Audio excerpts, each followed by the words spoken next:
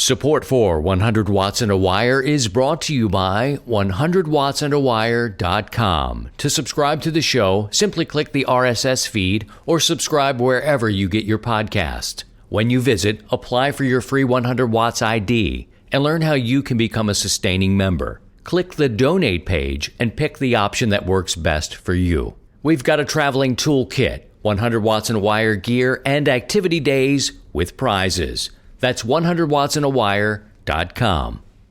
And ICOM. Get out and get active with ICOM's new IC705 and its optional multifunction backpack.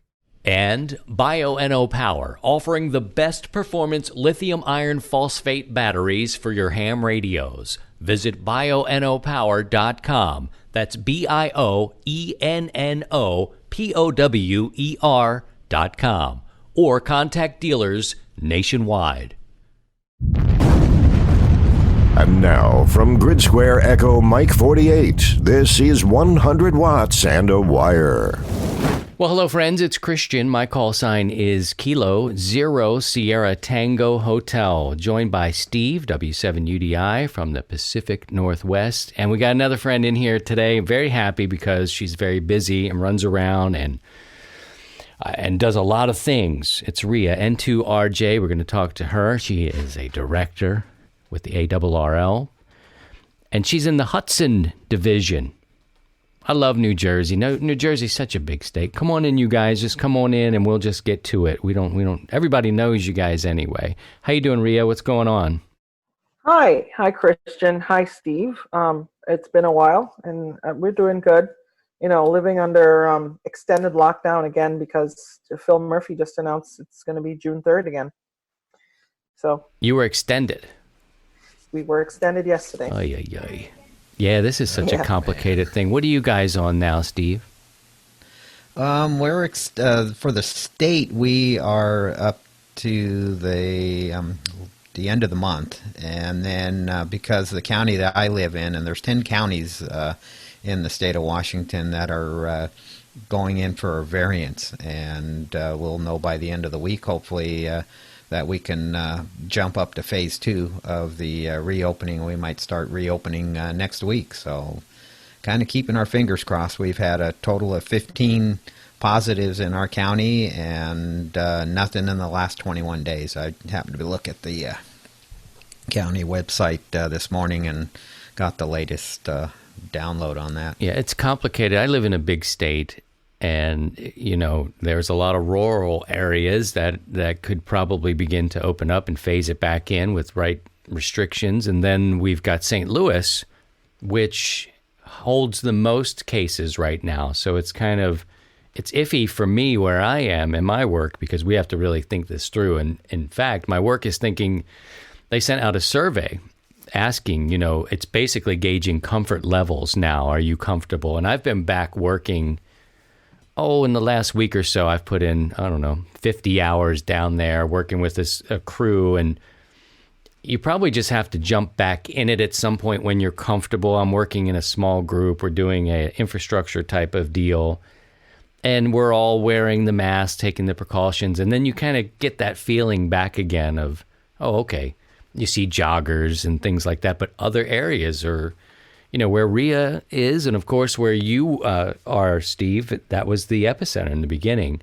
Not quite out here in the middle in epicenter type volume. So you guys have a much different experience, and New Jersey was super hot, and I think it still is right now, right, Rhea? Yeah, so we are sort of the epicenter. The real epicenter is New York City, of course, but that kind of spills over. And it is kind of warm today. I don't know exactly what the temperature is, but I went outside to retrieve some from my car, and it was warm. So it definitely is increase in temperatures. So as far as cases go, I think we finally breached 1,000 mark in my county, but I think that's really a result of testing and not so much that we don't have as many cases.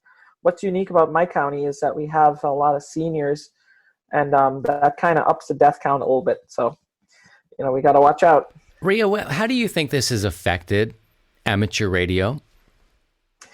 So that's been a very interesting thing because amateur radio has not only been affected. I think amateur radio has kind of benefited a little bit because so let's start with how it's affected. No more ham fests, no more in-person club meetings, and a lot of de-expeditions and such are canceled, and a lot of other things in-person canceled. Dayton, Xenia is canceled. Every big convention is being canceled, and so our in-person gatherings are shrinking, but our on-the-air gatherings are growing. So not only do you have people getting on HF or other a long-distance communication, you find like the local people are starting nets that deal with, where can I find supplies, which place have senior hours, which place have first responder hours, and generally, hey, how you doing? Are you doing okay? And that's been a big thing. The other thing I've seen as well is the licensing situation. If you want to talk about that a little more later, but that's been a major casualty and also an opportunity to innovate. And of course, Field Day too is going to be affected by this in a big way. I wonder how you feel, because I know as a contester, and not just somebody who does it at a small casual level, you're a beast of a contester, and people know that you win things. Now, people, when all that volume comes to the air, people are like, oh, there's another contest. The old ones who are saying, oh, there's another contest. Do you think now with all this extra activity hitting the bands, is it more of a friendly, because you're sharing more space on the bands right now? Is it good or bad? Do they feel like what you're hearing has been, what I'm trying to say? Is it friendly and welcoming, or is it like, oh, this COVID has got too many people in the air? You want to know something? So locally here, a lot of the nets have been on local repeaters. And as a result, there have not really been that much on HF. HF, for the most part, has seen an uptick in activity, but the COVID-specific things are on local repeaters. And I think the people who manage and own those repeaters are glad to see the activity. HF, it's been getting crowded. But I wouldn't say it's at a crisis point where people are saying, oh, it's going to be, there's too many people in the band and, we need to shut this thing down. No. But definitely during a contest weekend, I could see, of course, you'll have a clash of people. And that usually happens anyway. And that's going to keep happening. I don't know if it's going to increase or decrease by any number, because there are a number of factors. Like, for example, people can't go abroad to the Caribbean and operate, or they can't go to other places. You might see more people doing remote operation, right? Where they sit at home and they operate a station remotely somewhere. All of that stuff. I think it's going to be a generally mixed bag. Now, having family in, say, Trinidad, do you still have family there? And how has this affected your travel, your family dynamic? Are you able to get messages and stay in contact? So as far as my family, most of my family is here. I have a few relatives still there, but mostly I've been in touch with them. The strange thing is, just when this thing started, my mom took a flight and went there for some reason, which I will never understand. But she's my mom and I love her. But I still keep in touch with people, and I still, as far as amateur radio, there's no need to use amateur radio to send messages to specifically family. I do still keep in touch with a few friends over amateur radio on HF, and it's been interesting. I also keep in touch with them on social media too, but sometimes it's good to just pick up the mic on the radio and chat. Yeah, it is. And just one last personal question: how are your kids holding up with all these changes? Oh, the biggest thing has been online school, but thankfully the teacher has been doing a Zoom meeting. I also give them, I let them take over my Zoom for a couple hours in the afternoon sometimes to talk to their friends. They're doing kind of okay. I think they miss school. They miss the social activities. They miss music. They miss, that kind of stuff. But they're kind of getting into the groove of online learning. And that's good for the most part. But I can't wait for them to go back to school. Yeah, I know. It's tough. It's hard to adjust, trying to create a system like they're used to in school at home. And homeschooling's different from that system. So it's hard sometimes to kind of get that understanding when you understand you're going to send your kids back to public school or wherever they may be going private at some point. We're talking to Ria N2RJ. Steve is here, W7UDI. We've got so much to talk about. We're into May now, and you can smell it. That field day is around the corner. We've got the 100 watts and a wire tune-up that happens 2 weeks before that. This is our 4th year of doing that, so to get you prepared. We're going to talk about that. We can ask Ria questions about the league, which is exciting. It's always good to know someone who is at the table. And she tells it like it is, so that's great. We'll take a little break here. When we come back, more with Ria, N2RJ, and Steve, W7UDI, after this. The Kilo station again? Kilo Zero Sierra Tango Hotel. You're 5'9". Right. The ICOM 705 is your perfect QRP companion, as you have base station features and functionality at the tip of your fingers, but it's in a portable package covering HF 6 meters, 2 meters, and 70 centimeters. This compact rig weighs in at 1 kilo, or just over 2 pounds, with RF direct sampling for most of the HF band and IF sampling for frequencies above 25 megahertz. It's got that large 4.3-inch color touchscreen with live band scope and waterfall. And the perfect accessory for the IC705 is the optional backpack. It's the LC192. It has a special compartment for the IC705 and room for accessories for soda activations or just a day in the park. Visit icomamerica.com/amateur for more information on all ICOM radios. One thing, it's important that the man at the controls is also the man on the radio. From the summit to the shack, this is 100 watts and a wire. Welcome back. It's Christian, K0STH, Ria, N2RJ, and Steve, W7UDI. We're into May. Everyone's thinking about getting outside if you haven't been. I mean, you've been stuck in this house, and all we're saying, hey, let's get out in the yard. I know a lot of people don't even have yards. If you have a condominium or you're in an apartment complex, I'm feeling for you right now. We're trying to give you ways to get outside if you can. Okay, Steve, you want to talk about what you're hearing on HF? You run our 100 watts and a wire net, and I think it's appropriate that we have Ria come back on as like a guest net control as soon as we can. But that's just a little seed I'll plant with you. But you're on the air a lot is the point. What are you hearing on HF? On HF, there's been an uptick on new folks, guys and gals getting back into the hobby. It's been interesting. I run across just a couple of guys the other night, 2 separate conversations, and one got completely out of the hobby, just totally gone. Took down his antennas, basically got rid of his radios. He had a tower, took that down, the whole 9 yards, and was out of the hobby for about 12 years, and now he's back, and picked up a 7300 and threw up just a simple dipole. We worked on 20 meters, and it's been interesting seeing the uptick on the local repeaters, which is great because it's just been kind of, dead.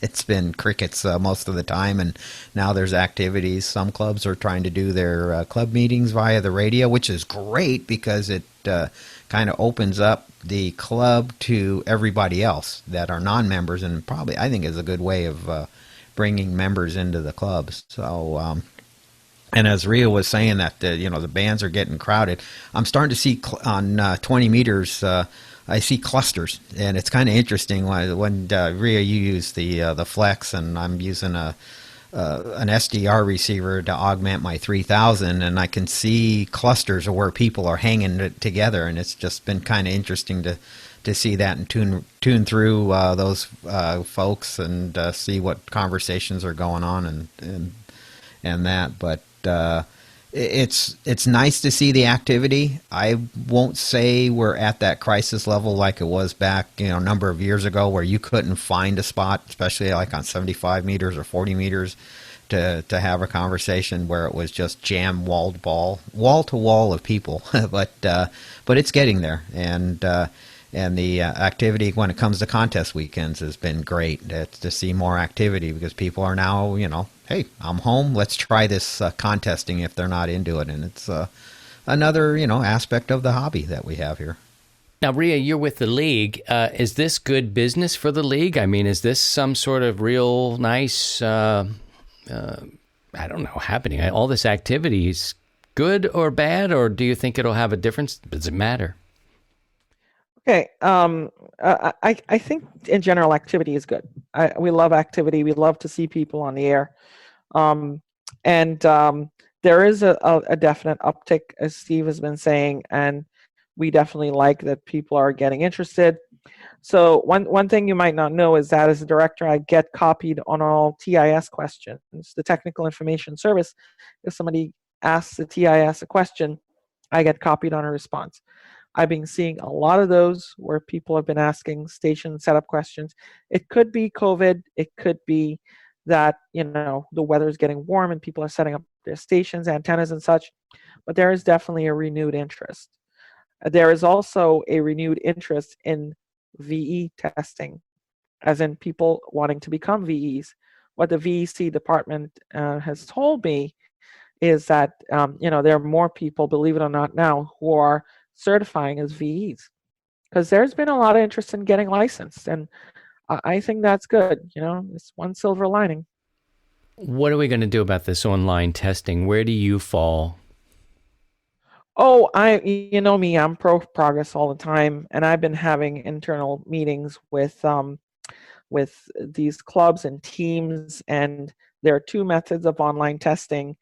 We had to present a good case to the CEO and the VEC department, to adopt this, and eventually they did agree to online testing. And it's not just online testing; it's video supervised remote exams. Well, one of the big things recently was that Ajit Pai, the FCC chairman, he has, basically put out a public statement saying remote testing is good, that it's allowed. So there should not be any doubt. There's been the exam tools system, which is online, and there's also another system adopted by a team in Hawaii where they use PDFs, and that has been really good. So I'm basically introducing clubs to both methods and seeing which ones they want to get into. Columbia University VE team, a team I used to be with for many years, they've gone into the exams, and I'll send you their website. They've gone really detailed into it. So it's been good. There's also drive-up sessions where one club, Warren County Radio Club up in the northern part of eastern New York, they've been doing drive-up sessions. So that's another option for people who don't want to deal with the mess of remote testing. Steve, what do you think about this remote testing? Oh, I think it's great. I mean, in the fire service, we're starting to use that. One of our members did a remote testing class where he had to, clear the room, take his laptop, swing it around to show that no one else was in there. So trying to, keep the integrity of the test. And so it's nice. It's not just us, in the amateur world. It's spreading out to other avenues where we need to, have testing, and it can't be done, co-located. We have to be remote and things like that. So, Ria, has the league kind of come up with the VE team? Are they kind of going into one method of testing, or are they kind of viewing their options right now and going to have multiple options depending on the VE teams, or is there going to be a preferred testing method that the league would like to see being done from their perspective? So right now it's in a very early stage, and I would say that based on my feedback is that the VEC department is open to all suggestions that comply with FCC rules, and also that also protect the integrity of the league, because that's another big consideration, right? The ARRL, as you know, has a huge reputation to uphold, and if a testing method results in some like a data breach or cheating scandal, they don't want to have anything of that. So my feedback definitely has been that they will work with teams. They will vet their methods, and then if they agree to it, they'll proceed and let them do exams. I think that's a great idea. Have multiple methods that is acceptable and keeps the integrity of the testing. Along with the league, we've gone through this in the past. We've had our testing scandals and our issues in the years past. I mean, that's something you don't see anymore or hear about it. And right now we want to keep that integrity in play and not compromise it. Yeah, and as I was talking with Joe Speroni, Alpha Hotel Zero Alpha in Hawaii, and he was telling me basically that you have to adapt methods to the technical abilities of each team. Not everybody could handle an online system like exam tools, right? Some of them might be wanting to go into something simpler using PDFs. That's fine. If they get it done, it's whatever their comfort level is. Yeah, and that's fantastic. We live in this interesting time where we're being forced to change and augment, which is really cool in one way, and it's probably scary for a lot of businesses to try to figure out. I mean, imagine you guys are smart. You probably have stock in Zoom right now. And, if you did, you might be going through, I don't know anything about this company, by the way, but I mean, everybody has adopted this and you don't even hear the word Skype anymore. And if you do, it's like, oh, and then you're seeing the push for Teams and, hey, Google's got a way to do this stuff too, guys. Hey, over here. But it's an interesting thing to watch people sort of reinvent the way they deal with their audience. Thank goodness, I deal in content, which is good. But there are some changes coming to Field Day. How are we going to do that? It's right around the corner. And we're going to change and augment the way we do tune-up. Steve had a really good idea. We're going to come back in just a minute, and we'll talk about Field Day 2020 and the 100 watts in a wire tune-up next. When in doubt, hang 'em high. This is 100 watts and a wire. Did you know that Nuts and Volts has the highest readership of magazines specifically written for the electronics community? For over 40 years, Nuts and Volts magazine has been bringing microcontroller and electronics projects to hobbyists, engineers, technicians, and experimenters around the world. Every issue is full of the latest technology, electronics theory, analog circuit design, robotics, home automation, communications, and more. Join the Nuts and Volts community and become a member today. You get 2 years of the printed magazine and the online digital edition for only $49.95. You also receive full access to all web content with downloadable PDF files. Plus, the e-newsletter filled with popular projects from past issues. Go right now to nutsvolts.com to subscribe. That's 2 years of Nuts and Volts magazine printed on paper and delivered to your door for only $49.95. Go to nutsvolts.com today to subscribe. Nuts and Volts magazine. There's more to build with Nuts and Volts. I gotta cut the levels of distortion. I gotta modulate the volume. Here's Christian, Kilo Zero Sierra Tango Hotel. All right, welcome back. Yep, we've got the COVID-19 and we've got murder bees. And Steve says he's got them up where he lives. I want a sample. I'm not afraid of them yet because I'm still bigger than them. Am I bigger than a murder bee? Have you seen them in person? Well, the murder hornets, yeah, they made their way here into Washington State. Oh, my goodness. That's where they found them, up around Blaine and somewhere in the northwest corner of the state from what I've read. Guys, join me in congratulating Steve, WG0AT. He's doing his 100th activation of Mount Herman. He's been up there in 0 degrees to 100 degrees, many CW contacts. He's been up there with the goats. He's been up there alone, worked Australia, New Zealand, Japan. He's going to be activating Mount Herman for the 100th time. That's pretty significant, man. Good job, Steve. Do you guys know Steve? I've seen the article on Steve. Way to go, buddy. Good job. That's Good amazing. Good job, Steve. Yeah, good for you. Good for you. That's awesome. And whatever, that's the one great thing about this hobby and this service. There's so many different layers to it. And his deal is going up on that mountain 100. Good 100 for you. times. Nice. Congratulations. Well, we have on June 12th through the 14th, and I'm always recruiting. I love building teams. Rhea, if you're available, you can come run with us. You won't win any prizes, but I think you've got everything there is to own. So just think about it. We're going to do something a little different this year. We've always had one operator would do their own kind of work. And then Steve said a couple of weeks ago, look, the COVID-19's got us all hemmed up. We can't get together. We don't know what the league's going to do. Things might change. We may not be out of the woods, and it looks like that could be the case. Why don't we make some teams? And you don't have to be together. You can just work as a team from remote locations. So that's what we're going to do for the tune-up. So put your team together. We've got prizes and a page. It's a random drawing. So even if you made the most contacts, it doesn't mean that you would win. It's a random thing. It's not a contest. It's a get out there and activate if you can, portable-wise. So, Rhea, think about it. This would be a huge acquisition. What is this? I don't know what it is. I think I have to give her money. It's a contract. She'd have to come work. Yeah. Certain considerations. I'll do for free. Pink Christian. M&Ms, whatever you do. I don't know what you do. No, you know what? Last year when I went to field day to all these clubs, they fed me.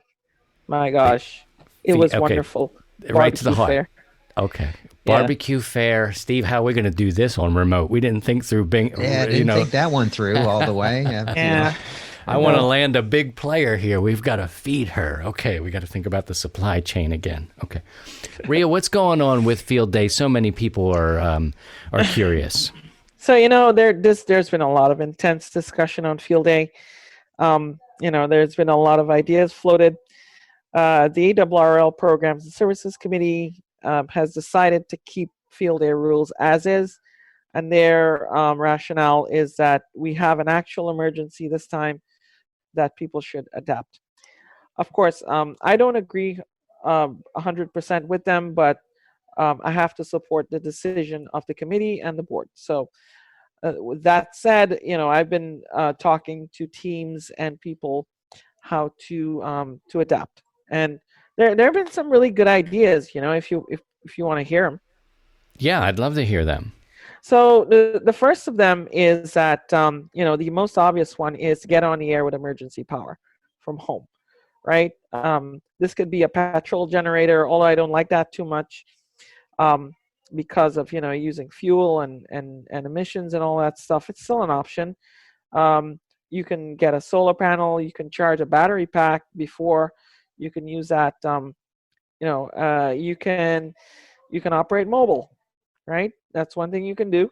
You can also, other teams have been talking about where they're going to set up their equipment centrally and connect to them via Wi-Fi. Like the guys the guys who do the flex radios, they said, well, yeah, we're going to set up our radios in a rack, hook them up to the generator and the antennas, and then we're going to have Wi-Fi on our laptops. So that's one way to do it, And as far as scoring goes, the league has said, the radio sport department has said that they're going to print club names next to people.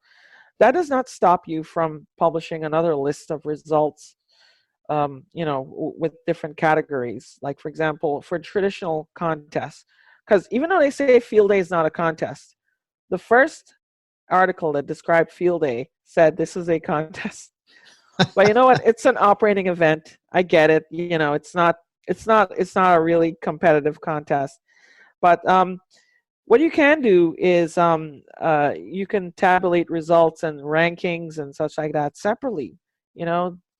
Like the league's results don't have to be the only yardstick. You can put up a website that says, these are all our clubs and this is how we did.